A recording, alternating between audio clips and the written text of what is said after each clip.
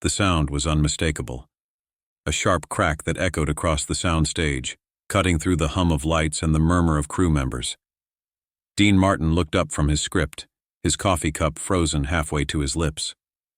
For a moment, he thought something had fallen, a piece of equipment maybe, a light fixture. But then he heard the crying. A child's crying. The kind of desperate, shocked sobbing that comes not from a scraped knee or a broken toy, but from betrayal, from being hurt by someone who was supposed to protect you. Dean set down his coffee and walked toward the sound. It was March 1963, and Dean Martin was on the Paramount lot filming Toys in the Attic. The production had been troubled from the start.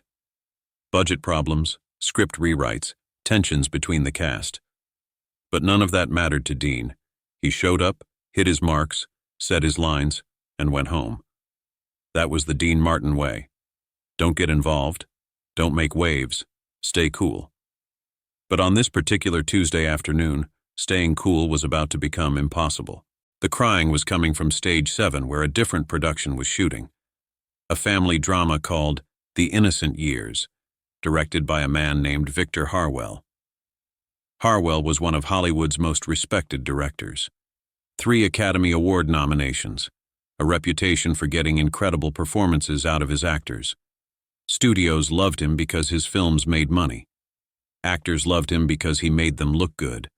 What nobody talked about, what everybody knew but nobody said out loud, was how Victor Harwell treated the people who couldn't fight back.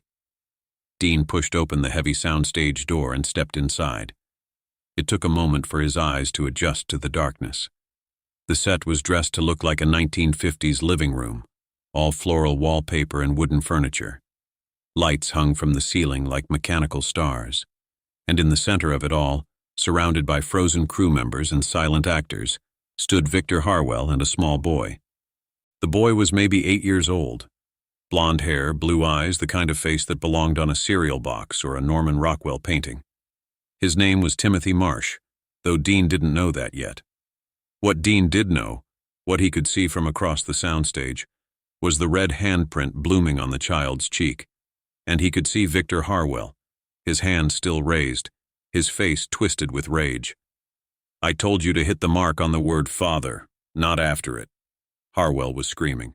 "How many times do I have to explain this? Are you stupid? Is that the problem? Are you a stupid little boy?"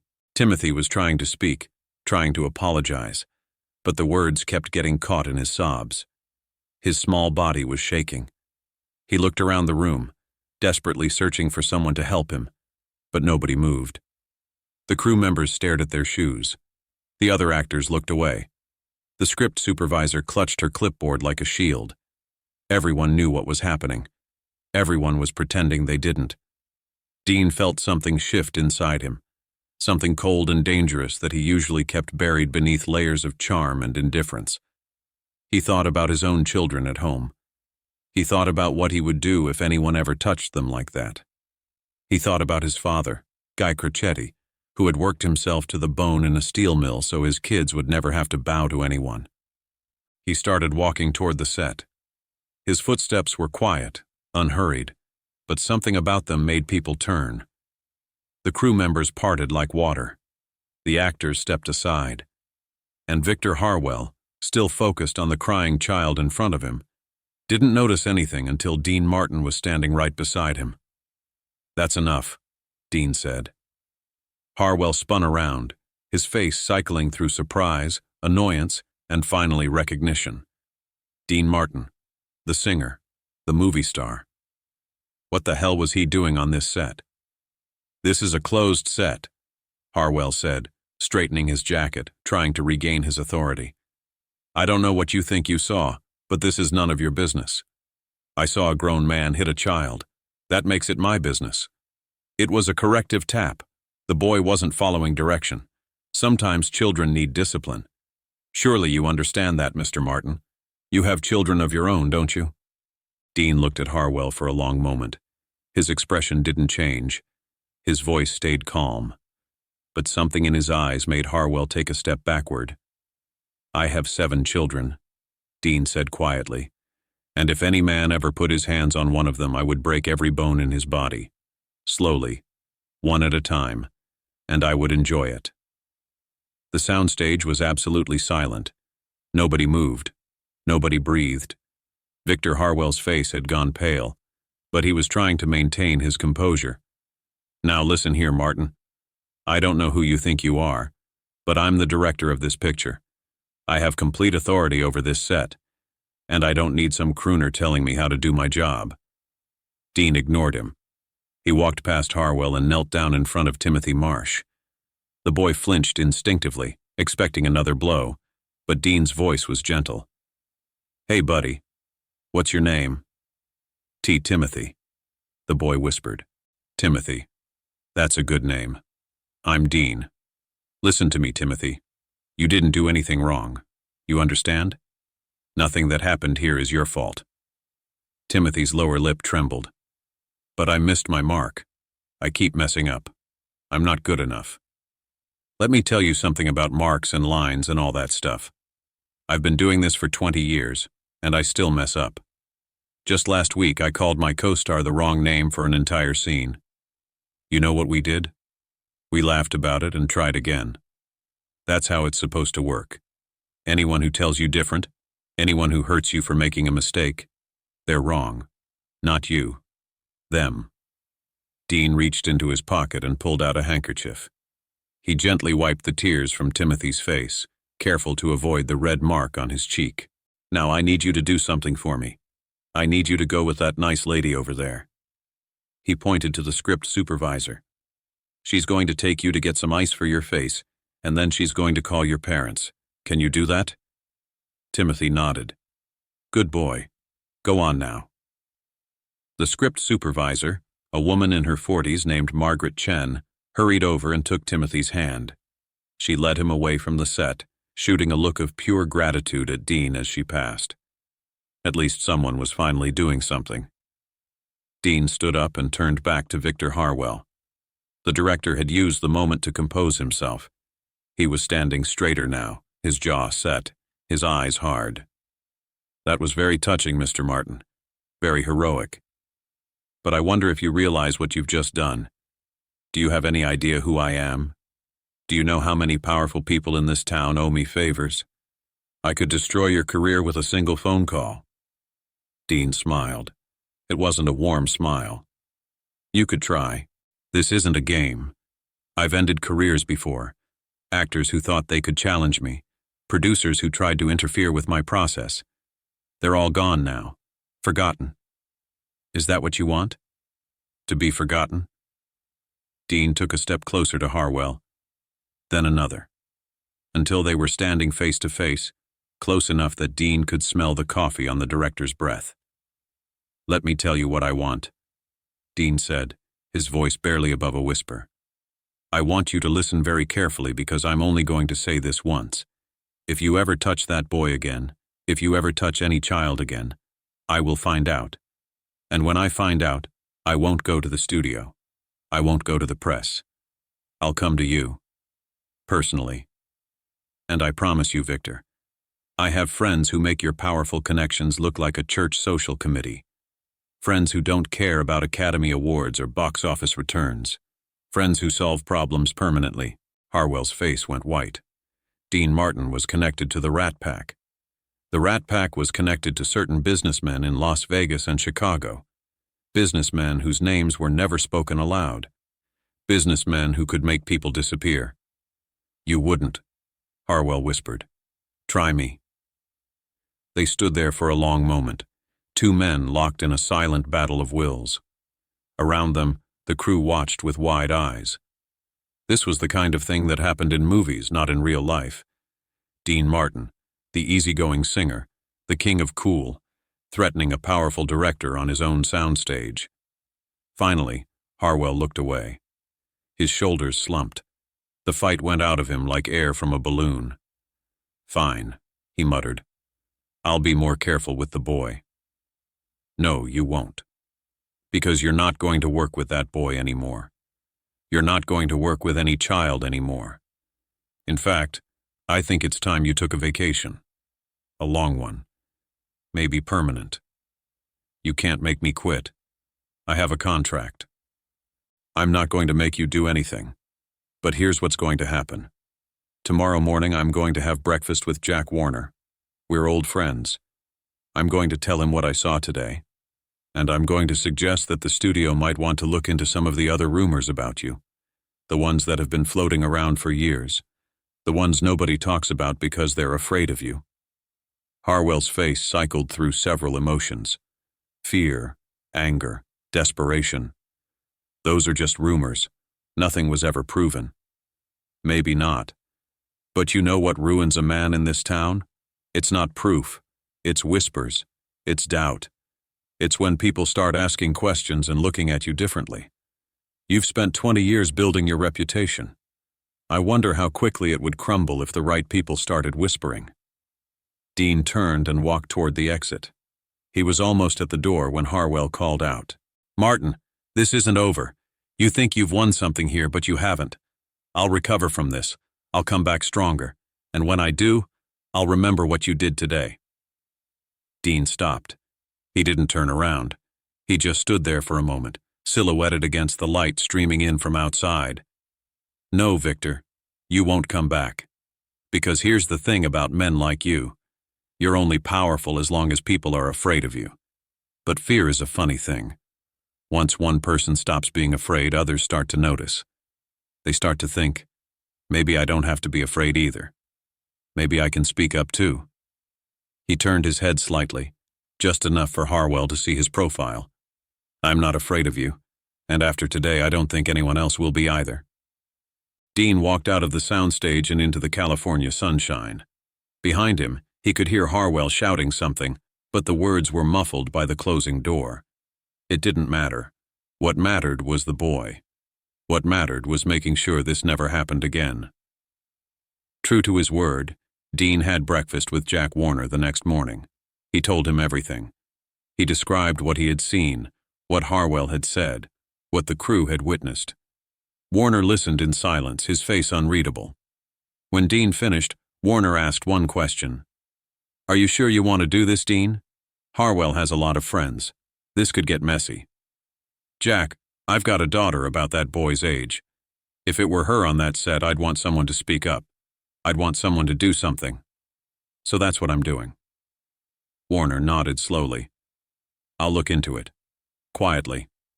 No promises about what happens next. But I'll look into it." The investigation that followed was swift and thorough. Once the studio started asking questions, more stories emerged. Other child actors who had been mistreated.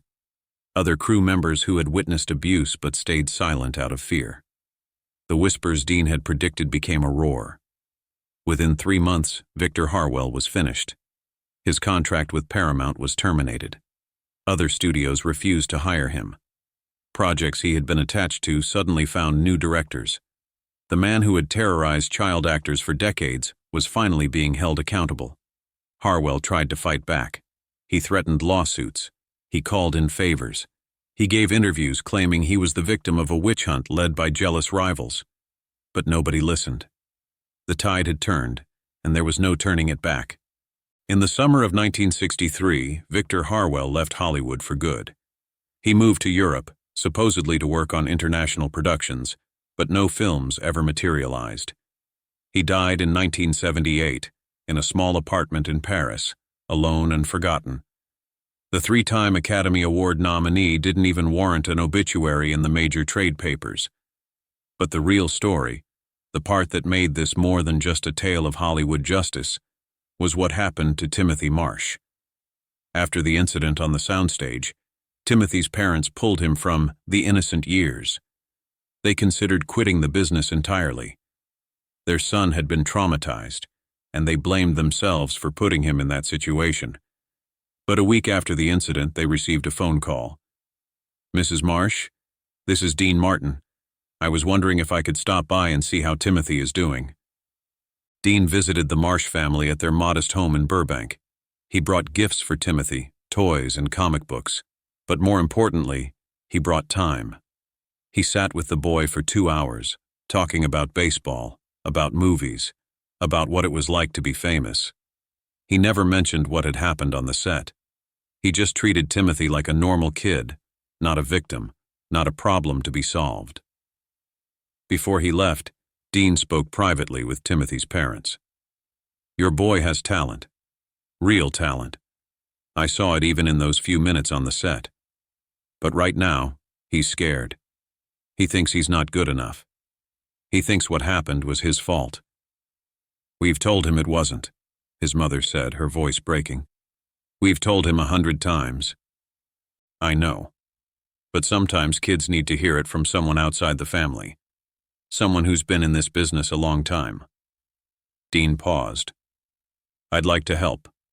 If you're willing to let Timothy continue acting, I'd like to mentor him. Make sure he works with good people, directors who understand that children are children, not props." The Marshes agreed. Over the next several years, Dean Martin quietly guided Timothy's career. He recommended him for roles. He introduced him to directors he trusted. He checked in regularly to make sure the boy was being treated well. It was never public, never publicized. Dean didn't want credit. He just wanted to make things right. Timothy Marsh grew up to become Thomas Mitchell Marsh, a character actor who appeared in dozens of films and television shows throughout the 1970s, 80s, and 90s. He never became a major star, but he had a steady career, a reputation for professionalism, and a deep love for his craft. He also became an advocate for child actors, helping to establish better protections and oversight on film sets. In 1995, when Dean Martin died on Christmas Day, Thomas Marsh was one of the few people outside the family who was invited to the private funeral service. He stood in the back of the church, now a man in his 40s, watching as Hollywood said goodbye to the king of cool. After the service, a reporter recognized him and asked why he was there. "Dean Martin saved my life," Thomas said simply. "When I was 8 years old, he walked onto a set where no one was protecting me, and he protected me. He didn't have to. It would have been easier to look away, like everyone else did. But he didn't look away. He saw me. And because he saw me, I'm standing here today." The reporter pressed for more details, but Thomas shook his head. "Some stories aren't meant for newspapers. Some stories are just between people who were there. But I'll tell you this. Dean Martin was the coolest man in Hollywood, not because of the singing or the movies or the Rat Pack, because when it mattered, when a kid needed someone to stand up for him, Dean Martin stood up. That's cool. That's the coolest thing anyone can be." Years later, in 2010, Thomas Marsh was interviewed for a documentary about the golden age of Hollywood. The interviewer asked about the most important moment of his career. Thomas didn't hesitate. It wasn't a role. It wasn't an award. It was a Tuesday afternoon in 1963 when a man I'd never met walked across a soundstage and knelt down in front of me. He wiped the tears off my face and told me that nothing that had happened was my fault. I was 8 years old, and I believed that I was worthless, that I deserved to be hit, that I wasn't good enough. Dean Martin looked me in the eye and told me I was wrong. He told me I mattered. Thomas paused, his eyes glistening. I've spent my whole career trying to be that person for someone else, trying to see the kid who's scared, who's being hurt, who thinks they're invisible. Because Dean Martin taught me that's what real men do. They don't look away. They walk across the room and they help. The documentary never aired. The studio that commissioned it went bankrupt, and the footage sat in a vault for years. But the story of what happened on Stage 7 in March 1963 lived on, passed down through generations of Hollywood crew members, whispered among child actors who needed to know that someone had once fought for them. That's the Dean Martin story that matters. Not the songs, not the movies, not the effortless cool, but the man who heard a child crying, walked toward the sound instead of away from it, and said 2 simple words that changed everything. That's enough. That's all it took. That's all it ever takes. Someone to say enough. Someone to stop looking away. Someone to kneel down, wipe the tears, and say, "This isn't your fault." Dean Martin did that for an 8-year-old boy in 1963, and that boy spent the rest of his life doing it for others. That's legacy. That's what it means to matter. Not the applause, not the fame, not the fortune. just being the one who doesn't look away.